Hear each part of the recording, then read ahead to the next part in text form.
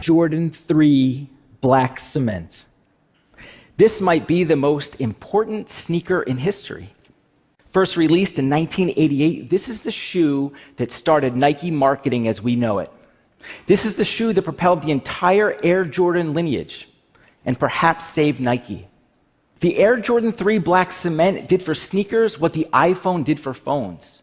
It's been re-released 4 times. Every celebrity's been seen wearing it.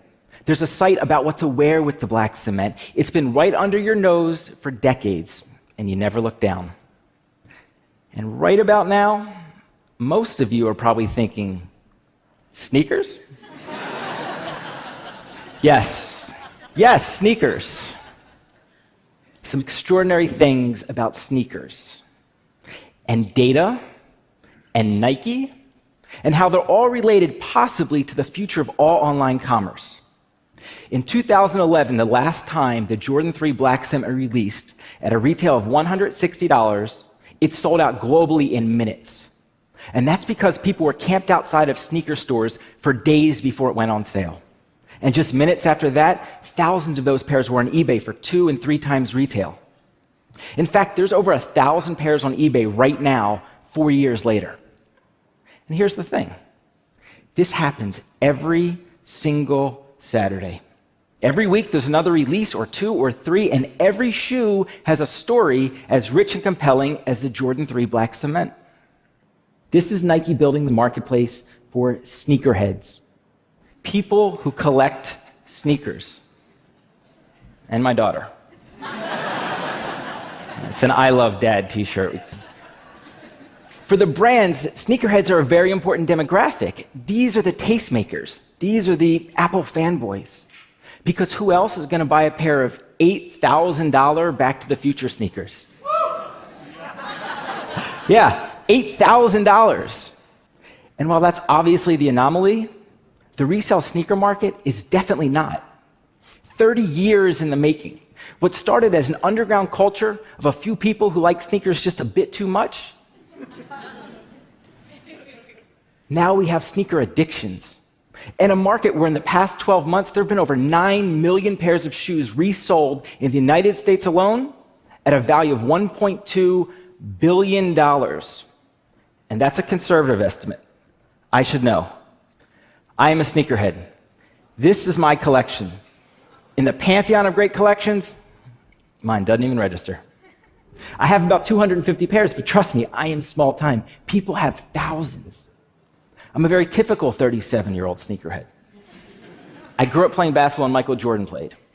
I always wanted Air Jordans. My mother would never buy me Air Jordans. As soon as I got some money, I bought Air Jordan. Literally, we all have the exact same story. But here's where mine diverged. After starting 3 companies, I took a job as a strategy consultant, where I very quickly realized that I didn't know the first thing about data. But I learned, because I had to, and I liked it. So I thought, I wonder if I could get a hold of some sneaker data, just to play with for my own amusement. The goal was to develop a price guide, a real data-driven view of the market.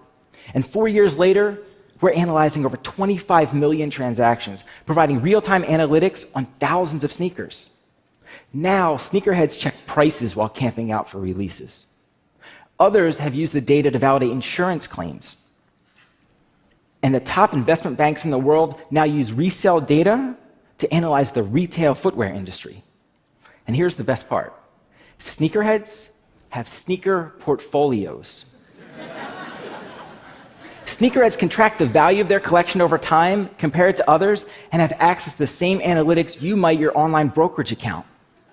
So sneakerhead Dan builds his collection and identifies which 352 are his. He can see it's worth $103,000. Frankly, a modest collection. At the asset level, he can see gain loss by shoe. Here he's made over $600 on one pair.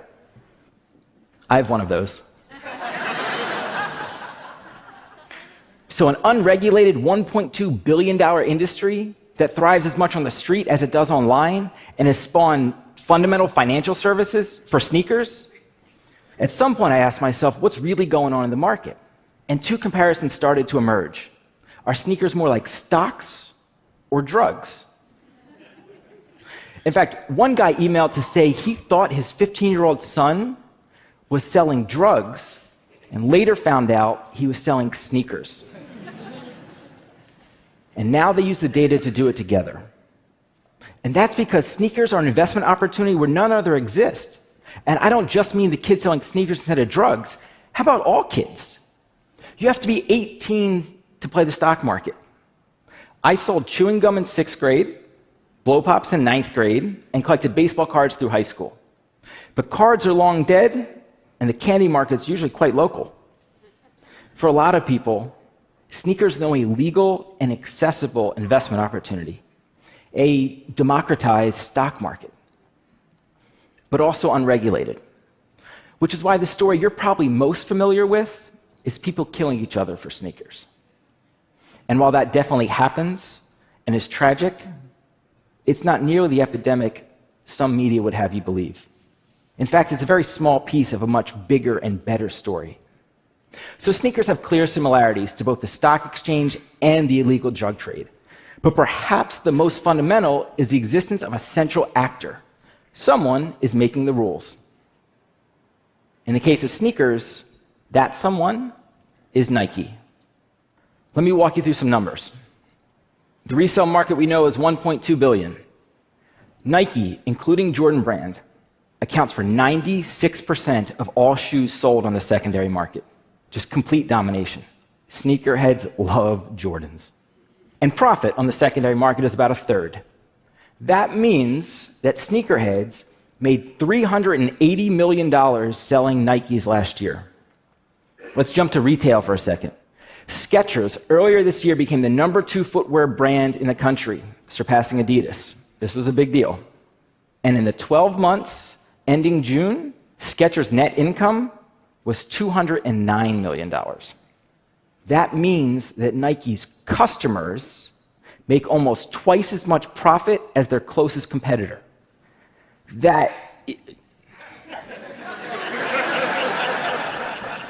How's that even possible? The sneaker market is just supply and demand.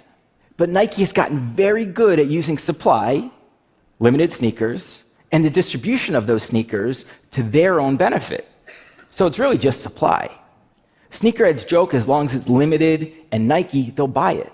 Shoes that sell for $8,000 do so because they're very rare. It's no different than any other collectible market. Only, this isn't a market at all. It's a false construct created by Nike, ingeniously created by Nike in the most positive sense to sell more shoes. And in the process, has provided tens of thousands of people with lifelong passions, myself included. If Nike wanted to kill the resale market, they could do so tomorrow. All they have to do is release more shoes. But we certainly don't want them to, nor is it in their best interest. That's because, unlike Apple, who will sell an iPhone to anyone who wants one, Nike doesn't make their money by just selling $200 sneakers. They sell millions of shoes to millions of people for $60. And sneakerheads are the ones that drive the marketing and the hype and the PR and the brand cachet and enable Nike to sell millions of $60 sneakers. It's marketing. It's marketing the likes of which has never been seen before. This isn't in any textbook. For 15 years, Nike has propped up an artificial commodities market with a Facebook-level hyped IPO every single weekend. Try by any Foot Locker at 8 a.m. on a Saturday morning, and there will be a line down the street and around the block, and sometimes those kids have been waiting there all week. You know those crazy iPhone lines you see on the news every other year?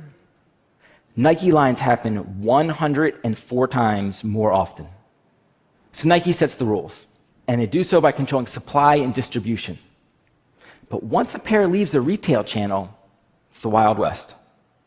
There are very few, if any, legal, unregulated markets of this size. So Nike is definitely not the stock exchange.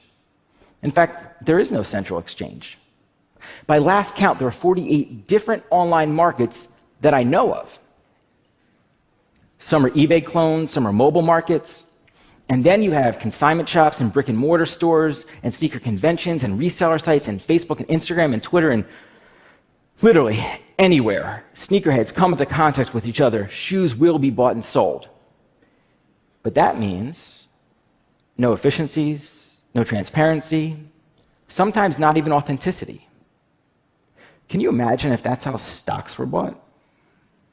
What if the way to buy a share of Apple stock was to search over 100 places online and off, including every time you walk down the street just hoping to pass someone wearing some Apple stock, never knowing who had the best price, or even if the stock you were looking at was real? That would surely make you say, of course that's not how we buy stock. But what if that's not how we buy sneakers either? What if the inverse is true? And what if we could buy sneakers exactly the same way as we buy stock? And what if it wasn't just sneakers? It was any similar product like watches and handbags and women's shoes and any collectible, any seasonal item and any markdown item? What if there was a stock market for commerce? A stock market of things. And not only could you buy in a much more educated and efficient manner, but you can engage in all the sophisticated financial transactions you can with the stock market. Shorts and options and futures, and well, maybe you see where this is going. Maybe you want to invest in the stock market of things. Because if you had invested in a pair of Air Jordan 3 black cement in 2011, you could either be wearing them on stage or have earned 162% on your money. Double the S&P and 20% more than Apple. And that's why we're talking about sneakers. Thank you.